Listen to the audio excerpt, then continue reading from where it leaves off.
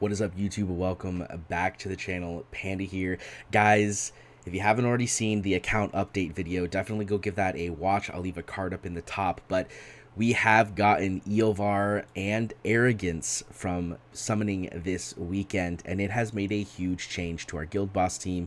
As you can see at the top of the screen up there, we have made the swap to a Toreador Eovar led Nightmare and Piercer team comp, and it's been a lot of fun to play. So let's dive in and see if we can hit a consistent 50k auto farm. See you in a second.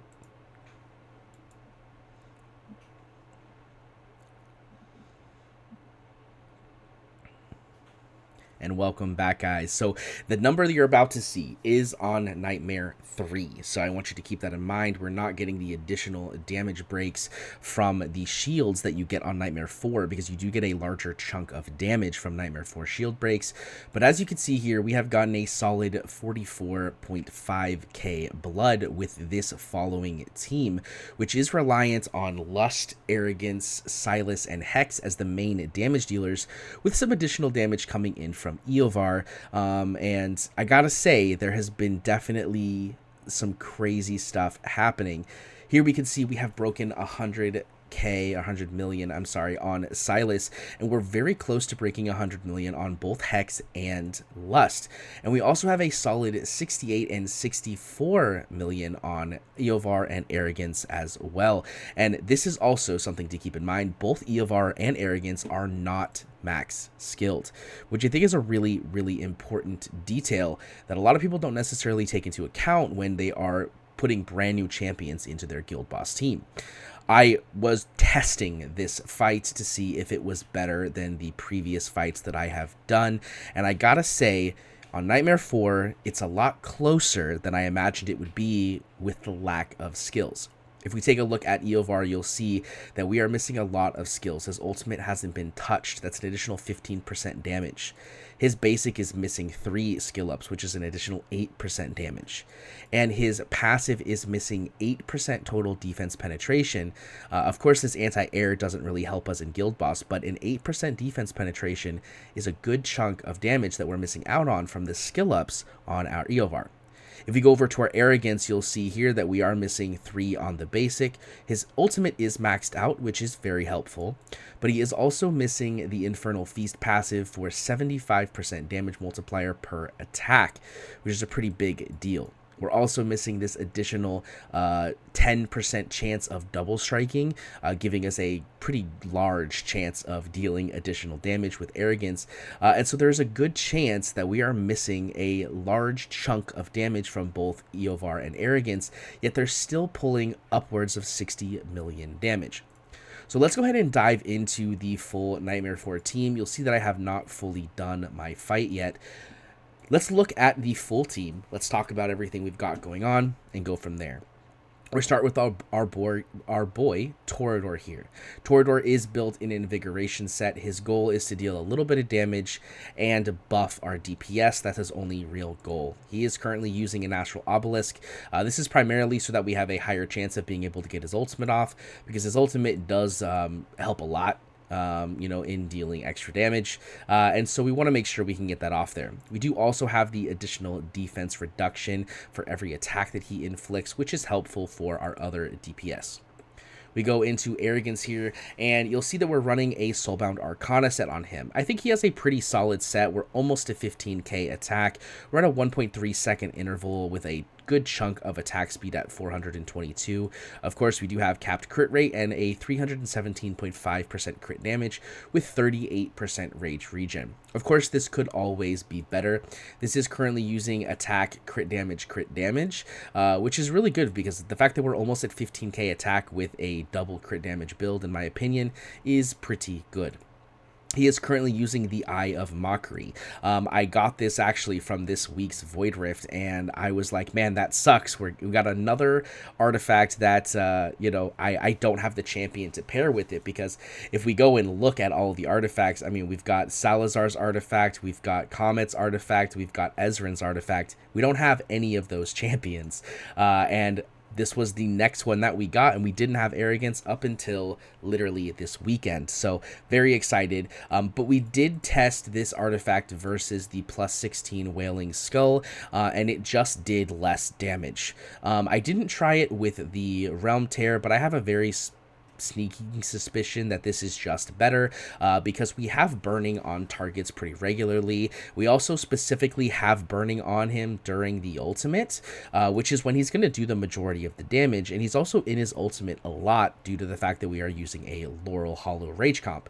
So it just kind of makes sense.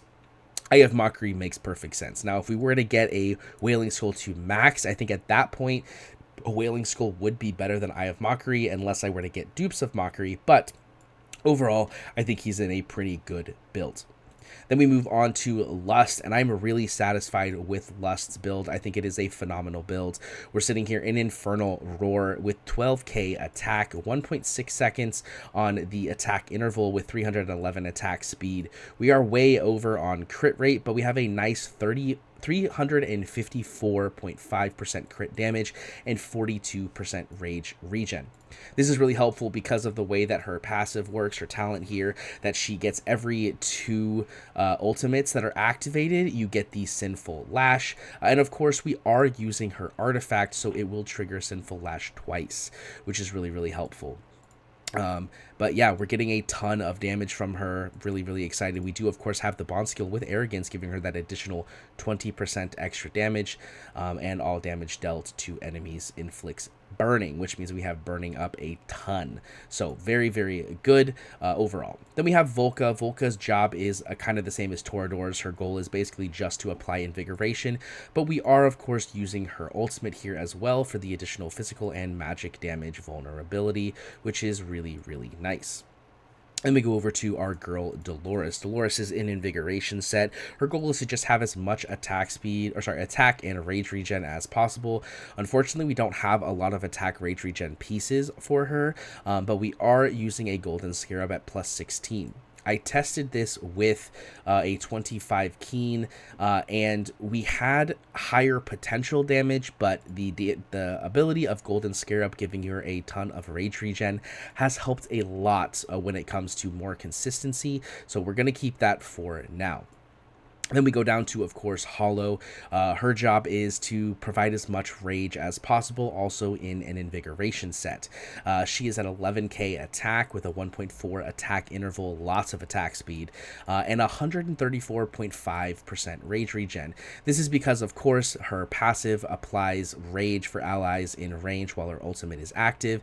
We want our ultimate up as much as possible. And, of course, also with her Awakenings, her A1, each healing restores 1% rage, which is very, very helpful when it comes to, overall rage regen. And our A5, each cast of Light of Bliss increases the efficiency of accumulating rage by 15% until the battle ends up to 5 stacks. So the quicker we can get our ultimates off, the more damage we're going to be able to do, because we're going to be generating more rage. Then we have Laurel. Laurel is literally just there to be placed and removed, and the potential use for her passive. She also does apply an Invigoration buff, which currently will give us 4 Invigorations buffs, which is perfect because we are using 4 DPS. Then we go to her artifact. She is using a Nightmare Samsara. It's not really that important. It's a little helpful. It allows her to get her ultimate off a little bit, like occasionally, at the start of the fight. But it's nothing super, super crazy. And I lied. This is actually our 5th. I'm sorry. So it's our 5th, which allows us to have all 5 of our main people, Arrogance, Lust, Hex, Silas, and Eovar, all have the Invigoration buff. Then we go to our Hex, and our Hex is sitting in a pretty nice set of gear. 12.5k attack with a 1.2 second interval, 330 attack speed, 100% crit rate, and our highest crit damage set at 394%. Love to get that extra 6% somewhere, but unfortunately it's not going to happen as of this moment. We do have some relatively good pieces of gear. Definitely could be better, but not mad about them at all. I think he's in a pretty good, solid set. And of course, he is using a maxed Spirit Siphon. Then we go over to Silas, who is also in my opinion, a very solid set of gear. Sitting at 11-7 attack, which is lower, but it's not as important for Silas because he does have the ignoring defense aspect of his ultimate, and he's in his ultimate very often while in this fight. We have a 1.3 second attack interval with 284 attack speed, a little over on the crit rate at 112.5, but we do hit that 400% crit damage threshold, which is very nice. He is also, of course, an Infernal Roar, as his ultimate is basically just increased attacks. He just does basic attacks, but it's 80% increased.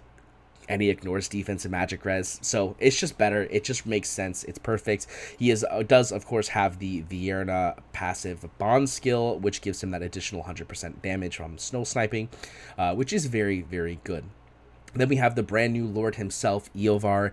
Eovar is phenomenal in my opinion. He's sitting at 15, almost 15-1 attack with the 1.1 second interval at 354 attack speed, 102% crit rate, and 322.5% crit damage with just a touch of rage regen at 23.5. He is not max skilled. Same with Arrogance. They're both not max skilled, which is something that I think is important for when we're doing this fight, because we are missing out on a pretty good chunk of damage from all of these skills. He is also in a Spirit Siphon, not maxed. It's currently sitting at 16 of 16 because we already have 2 maxed and we don't currently have another copy of Spirit Siphon, but we are working our way towards 3 maxed Spirit Siphons. So guys, this is the team that we are working with, and I gotta say, it has been working really, really well. We are going to do an auto fight. I have already set up the auto fight for this because we got a run where we were very, very close to 50k, and I do believe it's just a matter of a little bit of RNG. So we're going to let this play through. We may do a single test. We're already at about 12 minutes into the video, so I don't want to keep you guys too long. But I really got to say that I am really enjoying this team, and I think Eovar has done wonders for my Silas and my Hex. He also himself just does damage, while as Aracha doesn't. And because we have decided to take Zillitu and Pyros and Anai out of the team comp, it allows us to basically place Eovar in Pyros' position. And Pyros was doing negligible damage. I mean, 6 to 10 million, while as you'll see at the end, Eovar is doing a hefty chunk more than that. We are, of course, losing out on the Zillitu damage, but Anai's damage is made up for by, the damage that our Arrogance is doing, and Lust is very similar, if not more, than our Zillitu was doing on in most situations. Did we get it? We did not. Oh, no. Oh, no. I thought we got it and I was too slow. Well, that is awkward. Because that was an auto fight. That's a big rip. Let's go again, because we do have to hit the 50k. It's unfortunate that this is part of the video, but I'm not going to cut it out because I think it's important you guys see my failures. But that happens every now and then, right? When you don't have the right timings line up with your Dolores, for example, it ends up being like that, where you miss the shield by just a touch, which is why you got to watch very carefully. But let's run it again. We'll see what we can do. But the goal here is to try to do your best to break through the shield using as little ultimates as possible. That's one of the really big important things, because you don't want to have a Silas hitting into a shield where that shield is not accumulating you with blood. So it's important to try to use your big DPS champions, primarily Hex and Silas, outside of the shield, and rely more on the Lust, the Arrogance, and the Eovar to burst the shield down. You will see that we do use the Silas ultimate and the Hex ultimate in order to break the shield in some situations, because we just have to. There's not really an option anymore at the point that we're at. But it is something that we do try our best to kind of blow through. There you go. You'll see we did blow that shield up really nicely, and we're sitting at a healthy 38k blood by the time we come out. Now, this is not going to be a 50k run, because You know, it's just not. I can tell you based off of experience, but that's okay. We already did the 30K run, so this will easily get us to the 50K marker overall. But you saw there we did get 46,000 blood, and of course I can get higher. I have gotten a 4991 as my highest blood with this team. But let's take a look at the damage just so you can see what we're working with. You see here that Silas is healthily over the 100 million damage threshold. The Hex is sitting at 90 million, which is a healthy number as well. Then we have our Lust Arrogance at around 60 to 70 million, and Eovar sitting at a healthy 50. So again, keeping in mind the fact that Eovar is replacements for basically for Pyros, right? He's doing a good chunk more damage. If I were to look at my previous videos with my Pyros damage, again, he's dealing 6 to 9 million. This is 40 million more than the best that my Pyros has done. So that's a really big, important detail. Now, if we do go and we look at, you know, the Zillitu damage, Zillitu's damage is normally a bit higher. Lust and Arrogance kind of, when added together, equal more damage than the Zillitu was able to provide. So that's a really big, you know, sort of point of contention there. And because of that, we're doing a good chunk of damage. And I definitely think that 50K auto is going to be in the books, because I have hit it a few times with my previous team, but not nearly as much as I would like. We also just got an achievement. Look at that, complete 500 individual quests in the guild. Cool, I will take a 1,000 guild coins. No complaints from me. But guys, let me know what you guys think. I think that Eovar is a fantastic champion, and with the amazing summons I got this weekend, picking up both Eovar and Arrogance was a drastic change to the account, as I spoke about in my account update video. And I really think that our account is going to be on the rise again. You know, we are at the point in the game where we're starting to make big changes to the account. We're getting those heroes that are just really, really good for progression and pushing in certain locations. I can't wait to see what happens when we get the next rotation of Immortal Codex that includes the Furious Torrents, because I think that we're going to have a chance to potentially hit top 100.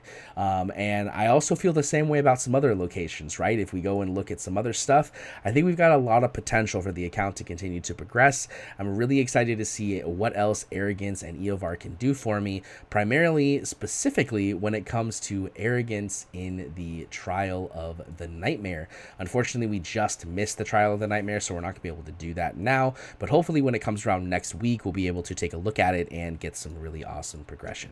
But guys, if you liked the video, don't forget to hit that thumbs up button to let me know that you liked it. Leave a comment down below with how your guild boss is doing. Let me know if you happen to pull Eovar and if he's making huge changes to your account. As well as, don't forget to hit that subscription button, because we are making the huge push for 5,000 subscribers, and every subscriber counts. I hope you guys enjoyed the video, and I'll see you in the next one. Peace.